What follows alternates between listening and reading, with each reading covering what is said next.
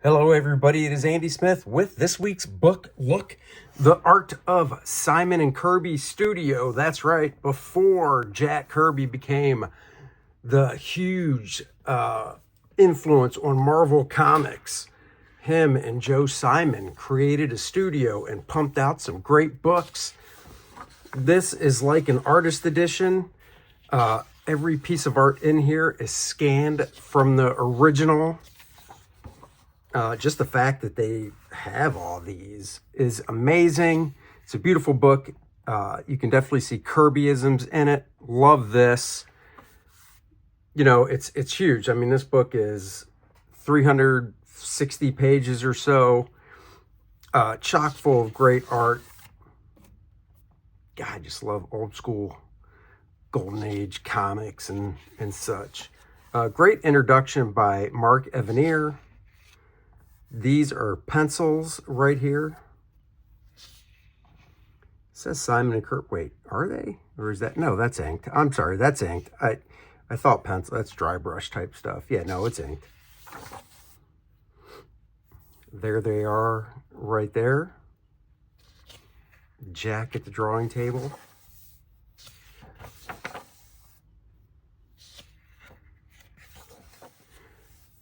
Well-known fact, Jack Kirby, Joe Simon did the first issue of, here, let's get back to it real quick.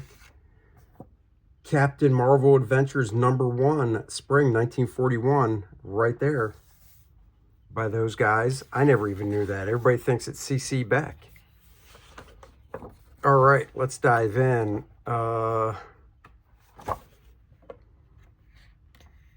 Here we go. This book is so thick, and I do want to get through it in one episode, so I'm just going to go a little quicker than I usually do through it. Through the power of video, you can pause it anytime you like. I love Jack, you know, once again, as a kid growing up, seeing this old Jack Kirby stuff. I shouldn't say as a kid. Late teenager, early in the Kubert school, seeing this stuff.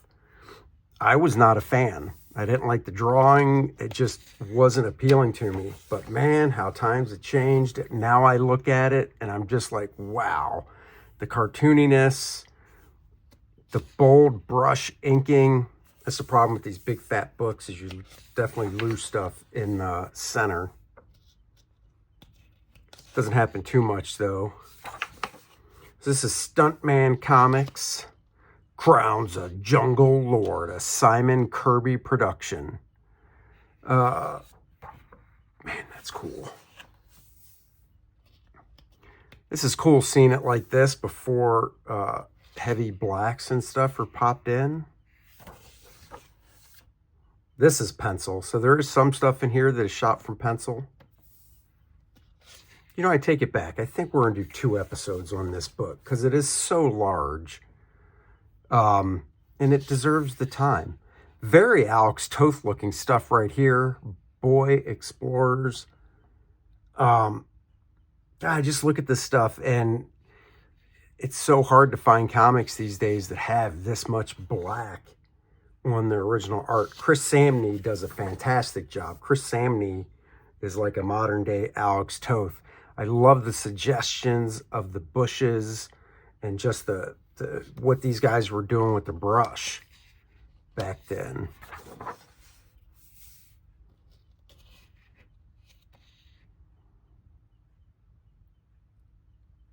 Just really, really nice stuff. The Vagabond Prince. Oh. Once again, things I really like. I love, you know, I started inking with a brush. I just love seeing these big brush strokes just slapped in. It's probably a #4 brush, none of that dainty #2 stuff like I use. These guys were, they were working a lot larger. These pages were most likely around 12 by 18, if not bigger than that. You know, Golden Age comics were drawn twice up for the most part. So you could get in there with a big fat brush to do the inking and lay it down.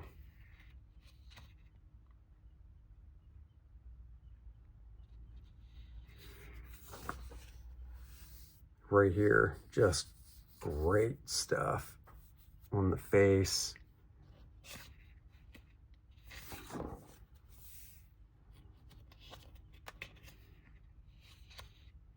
My favorite stuff these guys did was the little bit of the Fly. Archie Comics, the Fly that they did. I always loved that superhero. Very Milton Caniff looking as well. You can definitely see that influence.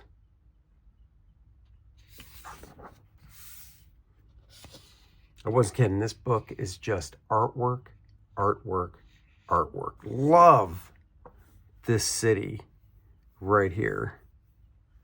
Great down shot. Huge word balloon. Oof. See, stuff like this, it's all about spotting the blacks. And you've got like this whole wall back here, blacked in, creating, you know, a nice balance. And then like this floor. Wouldn't even occur to me to do something like that. And it's just, you know, has a lot to do with today's coloring. I love this. This is Green Hornet, number 38, page 25.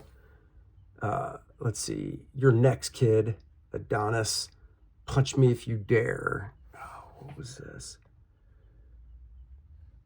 Just, man, that's cool. But if you look at this and you look at what most people know Kirby for, which is his work in the 70s when he got really stylized, you just don't even connect the two.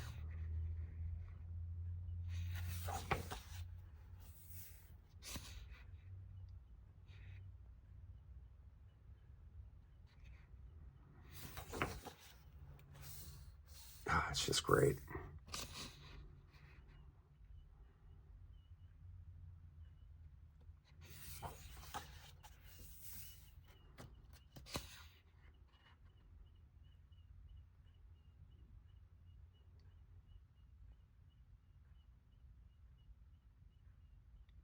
Definitely is true. If you look at the comics of this time period, there was a uniformity, kind of, you know, with how the artwork looked.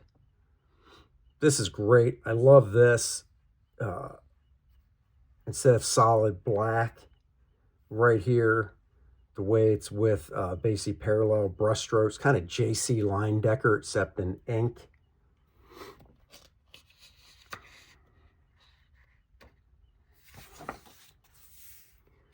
Got some covers coming in here. Produced by Simon and Kirby. It's always weird to me, Simon's name going first, because from what I know and read, you know, Joe was an artist, but most of this stuff was drawn by Kirby, and I think Simon inked it. Maybe Simon had it more in the writing department. Now, not all the artwork in this book, by the way, is drawn by those guys, because they were a studio. So some of the art is drawn by other artists. Man, I love this. Like this, for instance. Definitely more pen work here in the inking, it looks like. And that face, it's just great. And then the way the blacks are spotted here. So nice. Boys Ranch, the Kid Cowboys of Boys Ranch. Man, even growing up when I heard of Boys Ranch, I was like, that sounds like a weird name. But for the time period, it was fine. You do a book called Boys Ranch now. It is early Kirby, but look at it. You can see where he's going with his art style. From here, definitely here, as the progression moves along.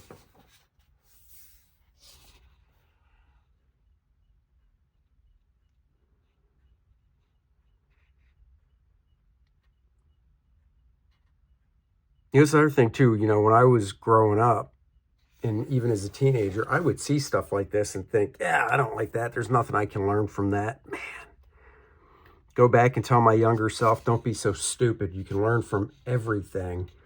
Just like I said, from storytelling, panel compositions, the rendering styles and such. Man, you can see where Kirby's going with his work. And the fact that all this stuff, just, man, what a gold mine of artwork. And this book came out years ago. Let me see if I can find when it was.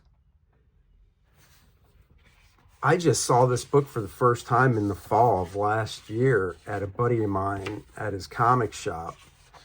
I had no idea. This book, I think it came out, I'll have to look, 2014 or something. Love this.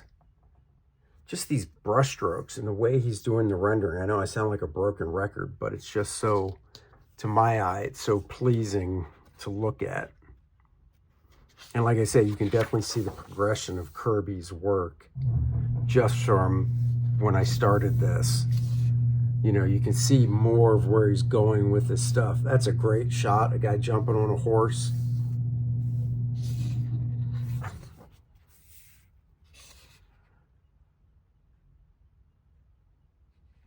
Story's so cool.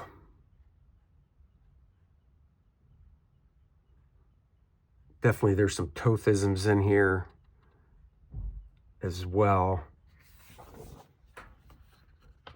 They might have been looking at some good old Toth.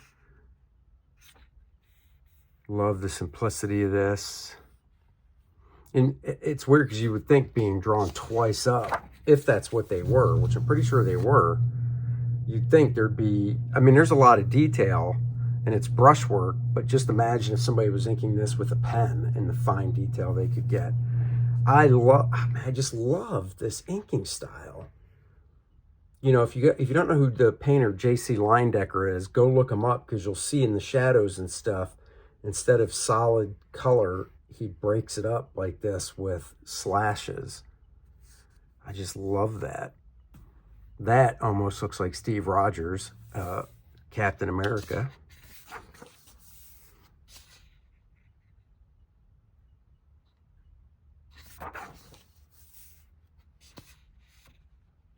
Great establishing shots. And it's funny too, because this stuff isn't nearly as dynamic as what Kirby became known for. You know, it's a lot of medium shots and stuff. Pretty tame, but, you know, for these type of stories, it works.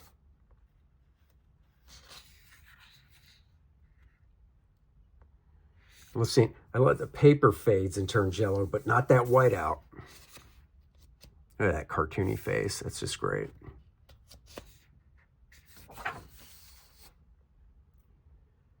I'm trying to see. There's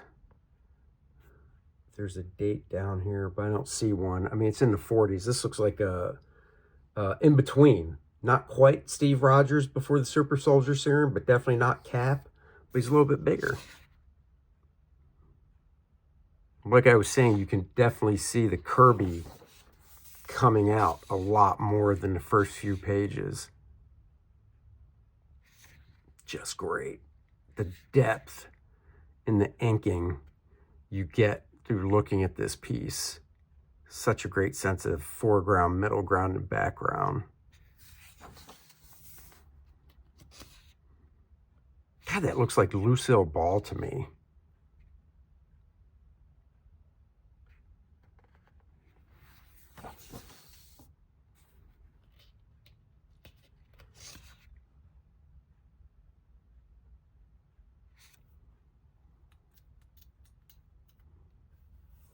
Nice acting. And the thing is, did I read all this? No. But, you know, I really absorbed each page when I was looking through it. And the nice thing is I didn't read it, but the storytelling is so solid, you can follow it.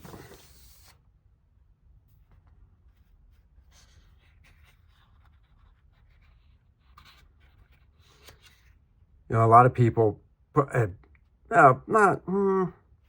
I guess just getting in the comics and you learn about Jack Kirby and your first thought is it all started at Marvel in, what was it, 61. And that's how I was growing up, knowing about Kirby. And then you learn about all this work he did, 25 years leading up to that, 1961 at Marvel with the Fantastic Four and such. And you're like, wow, 25 years, so much work under his belt. That really does look like Lucille Ball.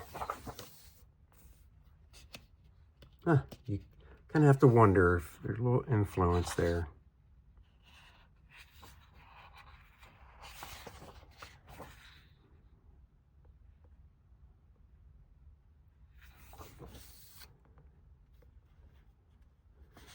I knew, when I did learn, obviously Kirby was doing work before Marvel. I just never knew the how much there was of it. It's no wonder he was so fast. And I mean, Joe Simon and Mark Evanier even say, that he was just naturally a machine, just a creative powerhouse.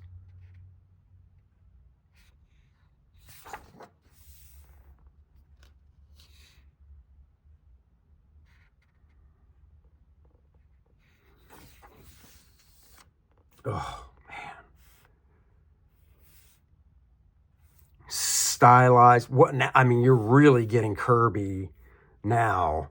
In the beginning of the book, you might not know it was Kirby, but now you're definitely like, oh yeah, this is Jack Kirby. You can see the style is getting pushed further to what he was going to eventually get into at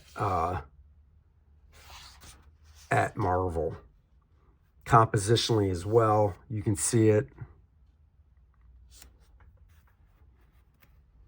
More dynamics, not as big as an explosive yet, but you can see where it's going.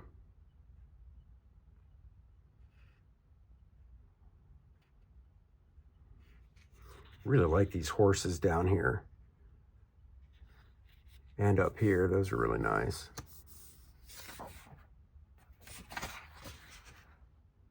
Lots of Western stuff. In this day and age, we're really spoiled. Even when I broke in 91, because back then, this is your job. You are drawing stuff to make a living. It doesn't matter if you like the subject matter or not. And, I was kind of spoiled. I wanted to draw superhero comics when I broke into the industry. I didn't want to work for small publishers, and I lucked out and was able, broke in at DC and Marvel, and I've been really lucky in my career. This is awesome. I'm assuming, because you notice there's not a ton of captions. There's an index at the back of the book that kind of breaks down everything.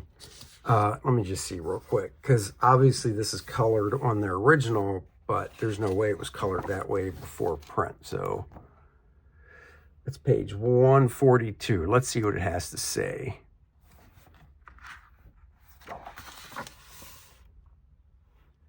Boys Ranch. So 135 through 144. It's all from 1951.